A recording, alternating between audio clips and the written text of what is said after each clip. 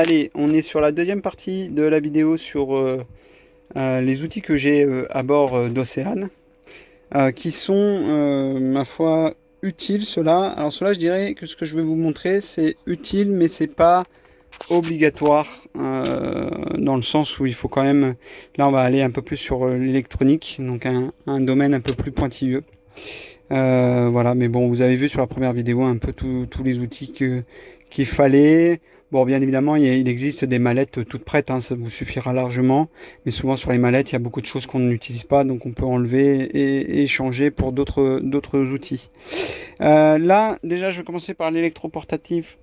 Donc là, par exemple, j'ai une petite ponceuse. Voilà, petite, ça suffit en fait. Voilà, une petite ponceuse à bande. Voilà, ça suffit comme ça. Vibreuse. Je crois que c'est ça, ça vibre. Ensuite, j'ai une petite pince, enfin une petite. J'avais une petite pince à rivet et en fait, je m'en suis jamais servi parce que les rivets pop sur les bateaux souvent sont assez costauds et du coup, bah, il faut un truc beaucoup plus costaud. Donc là, voilà, j'ai une vraie pince à rivet pop et je dois vous dire que je l'ai utilisée régulièrement pour ma baume, pour placer aussi des rivets derrière sur mes bossoirs, voilà par exemple. Donc c'est très utile. En électroportative, j'ai aussi donc ma scie sauteuse que je vous parlais. Voilà, une petite scie sauteuse confortable et qui fait bien le job, réglable avec des vitesses différentes. C'est premier prix, il n'y a pas ça, et ça c'est ennuyeux s'il n'y a pas la vitesse. Dernier électroportable que je vous montre qui me semble utile. En fait, c'est pas dans le sens électronique ou électricité. Il y a, en fait, ce que je veux vous montrer, c'est qu'il existe la solution du fer à souder classique en 220 volts. Mais il existe aussi une solution à gaz. Et ça, c'est vachement pratique. Voilà, maintenant, j'utilise que ça. Parce que pour souder, pour les gaines thermaux, on n'est pas forcément autour de... là où on le fait, il n'y a pas forcément le 220, le temps que ça chauffe et tout. Ça, voilà, ça, c'est vachement pratique. Hop, je dégaine. Bim, bam, boum, je fais ça. Voilà, là on l'entend, ça chauffe. Vous voyez, la lumière dedans, voilà, ça chauffe. Voilà, très simple et très efficace. Alors bien évidemment, il faut la bonbonne de gaz qui va avec parce que ça part vite.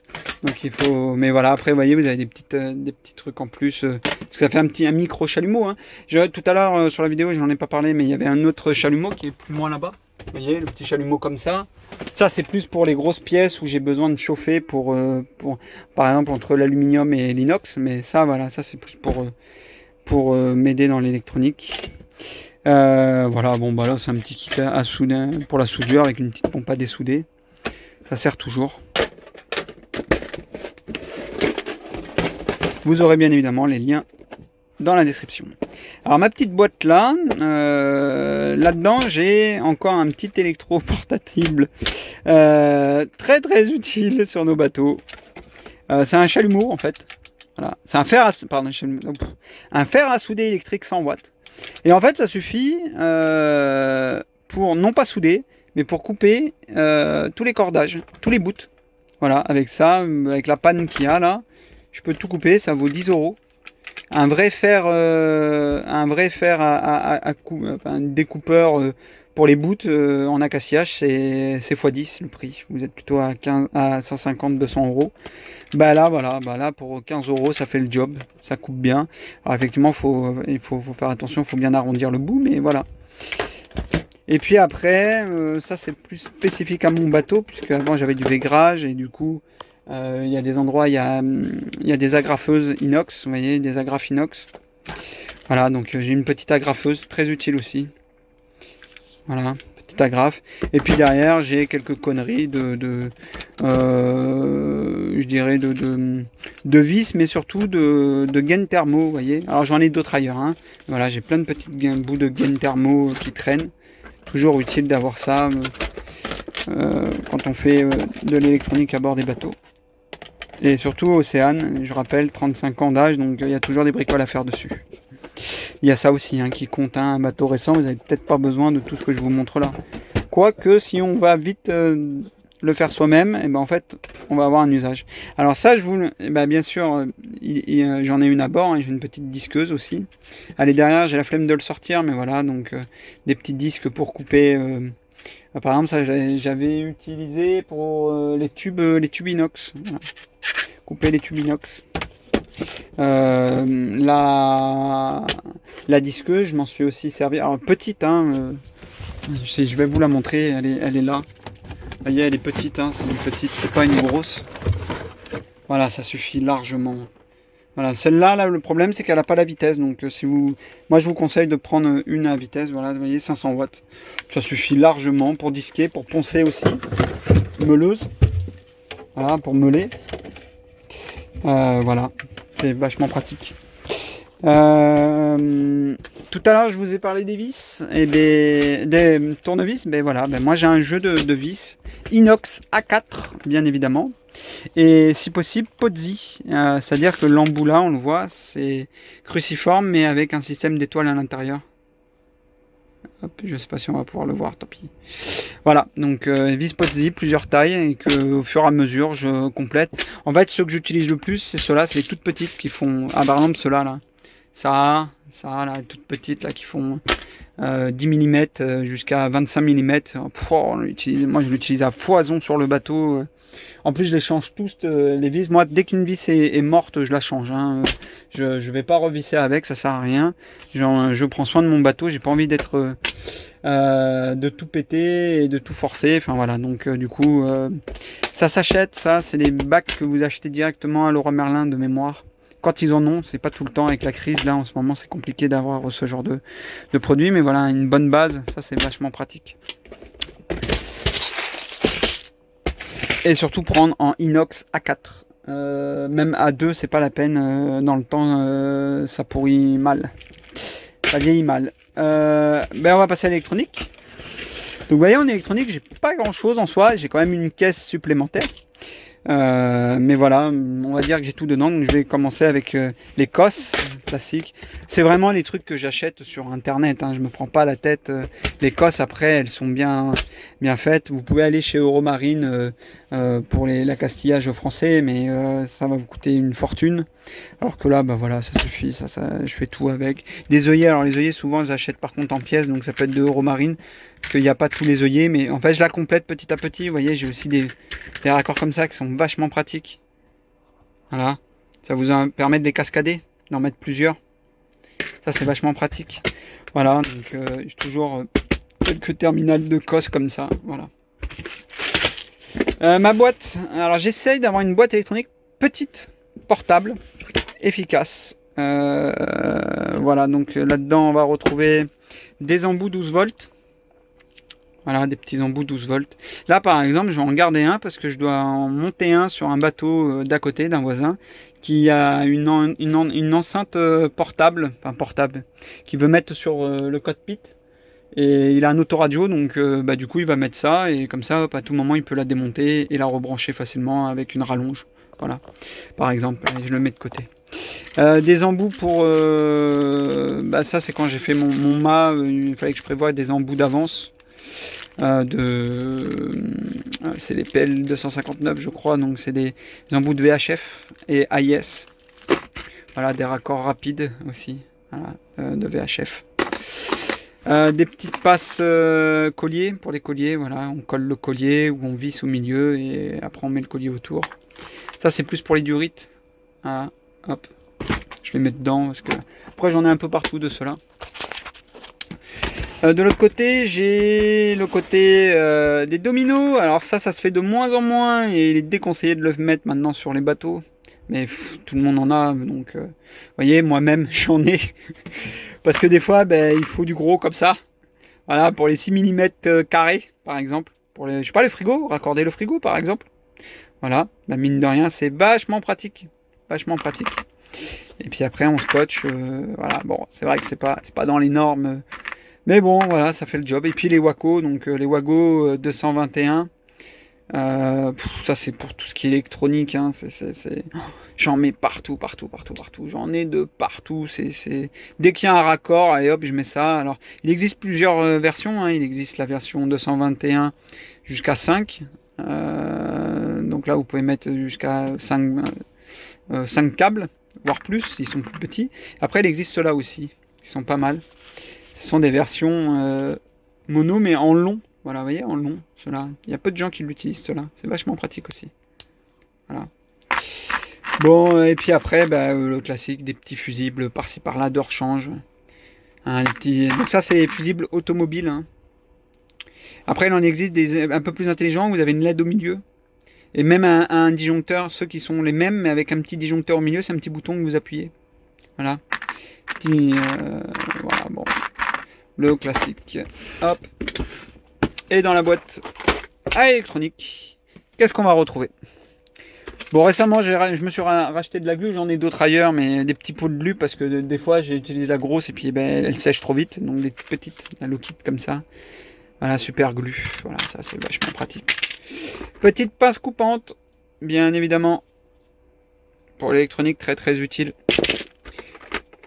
Les riselants, ça, très très utile, les colliers, toute taille. Alors attention, il y en a des anti-UV, il y en a qui sont pas anti-UV, donc faut faire attention à ce que vous achetez. Faut bien regarder qu'ils montent jusqu'à, je crois c'est 80 ou 90 degrés. Parce que sinon, il y en a qui cuisent vite, surtout si vous les mettez à l'extérieur. Il y en a qui utilisent ça pour les manilles, moi-même le premier, pour bloquer la manille. Il faut justement des bons colliers. Et il y a plusieurs, on va dire, normes là-dessus. Bon, le classique, le scotch d'électricien. Alors plein de couleurs différentes. Là, il me manque du blanc, je crois. Il faut que je recommande du blanc. Parce que le blanc, ça me permet d'écrire dessus aussi. Un petit briquet tempête qui fait torche. Voilà, vous voyez, hop, qui fait torche. Ça, vachement pratique aussi pour tout ce qui est les thermos. Et voilà, donc je voulais vous parler aussi des quatrième gamme de tournevis. En fait, pour moi, c'est une gamme à part, mais qu'il faut avoir aussi à bord. Ce sont des tournevis isolés. Voilà, donc je les laisse dedans. Différentes tailles, hein, plat, cruciforme, et en avoir une petite lampe aussi. Voilà, des petits tournevis exprès. Des petites pinces, ça peut toujours servir, une petite pince. Voilà, bon là c'est connectique, ça c'est les cosses vraiment spécifiques à Raymarine. Parce qu'ils ont des cosses, des terminaisons spécifiques pour la partie aérienne, le capteur vent. Voilà, donc j'en ai toujours un peu d'avance. Ça peut dépanner. Voilà. Qui dit électricien, électricité, l'outil le plus utile pour quelqu'un qui fait l'électronique électricité, c'est le voltmètre. Sauf que le voltmètre, comme son nom l'indique, c'est que la tension qu'on va pouvoir voir en parallèle. Donc après, maintenant, on est plus sur des multimètres. Mais il existe plusieurs gammes de multimètres. Et en multimètre numérique, moi j'en ai un tout petit. Mais c'est pas un multimètre au sens que tout le monde a. Et ça, je sais que peu de gens l'ont. Et pourtant, pour les bateaux, en fait, c'est ça qu'il vous faut. C'est pas un vrai multimètre. J'en ai un multimètre. Mais vous voyez, là, je vais le ranger parce que je l'utilise plus. Mais je vais utiliser ça. Alors, je vais le sortir. Qu'est-ce que c'est? C'est une pince ampère-métrique. La pince ampère-métrique est beaucoup plus utile qu'un multimètre. Alors, de nos jours, en fait, c'est un multimètre, mais avec pince ampère-métrique. J'ai acheté ça sur Amazon. Ici, en fait, au milieu, vous mettez le câble et il va vous donner sa puissance. Il va vous donner sa puissance. Il va vous donner l'ampérage qui circule. Donc derrière, vous pouvez voir s'il y a un défaut, si ça tire beaucoup. Donc c'est vachement pratique. Voilà, ça fait pas mal de fonctions que d'autres multimètres ne font pas, mais surtout la partie pince ampère métrique. Voilà, ça je l'utilise énormément pour les frigos. Voilà, hop, on passe, tac, et on voit si ça fonctionne ou pas.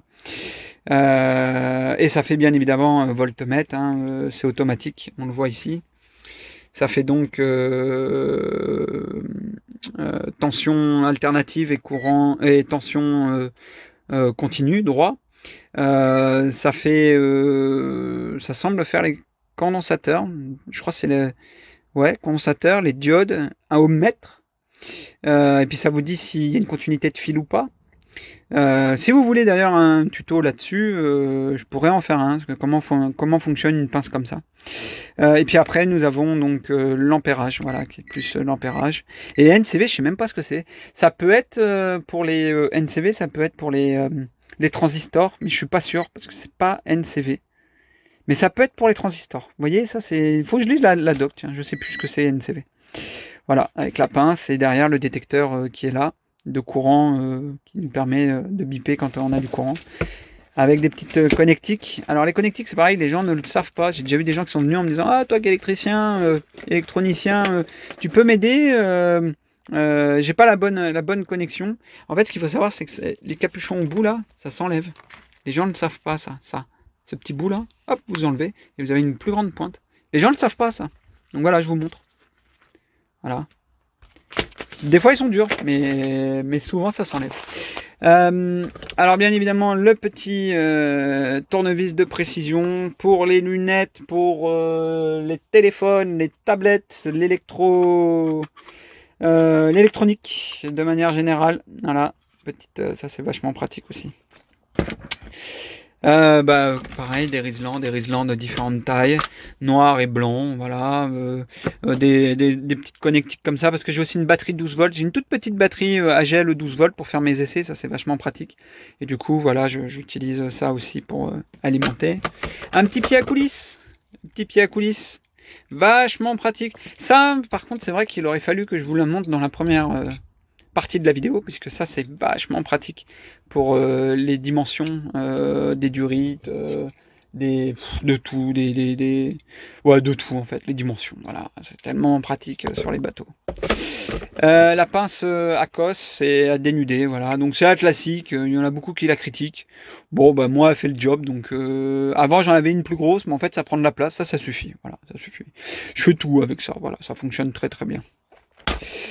Voilà, après j'en ai une petite, voilà, vous voyez, une petite, bon ça prend pas de place donc je la laisse, mais plus pour dénuder ça, pince à dénuder on va dire. Petite brosse à dents, bon celle-là elle a souffert, je vous invite pas à vous laver les dents avec, mais voilà. Et puis des scratchs, alors ça j'en ai beaucoup pour bien faire passer mes câbles, pour pas qu'ils, au lieu d'utiliser des colliers, là c'est pratique hop, on passe câble, voilà, c'est pas mal. Voilà, encore une petite brosse à dents un peu plus propre, voilà. Et puis voilà, en électronique en fait, je pense que j'ai ce qu'il faut, voilà, vous voyez c'est pas, faut pas 36 000 trucs, hein. Je vous ferai aussi la liste de ce qu'il faut, voilà, je vais essayer de trouver ça sur internet, vous trouvez une petite liste avec des liens vers, je pense Amazon, hein, malheureusement, c'est là-dessus qu'on va retrouver des produits qui ne viennent pas forcément de France, puisqu'en France on trouve certains produits, mais en fait ils sont pas de bonne qualité, honnêtement. Voilà, donc avec ça vous pouvez avoir aussi un peu de graisse silicone, parce que ça sert à étanchéifier, par exemple dans le cockpit, tout ce qui est les cordons du moteur et tout, du tableau moteur. Ça peut être pratique. Et puis après, il y a d'autres choses, mais ça sera plus dans la partie utile à bord d'un bateau, mais plus du scotch et les produits que j'utilise. Quand j'aurai le temps, je vous ferai ça. Voilà pour cette deuxième partie de vidéo. À bientôt. Ciao, ciao.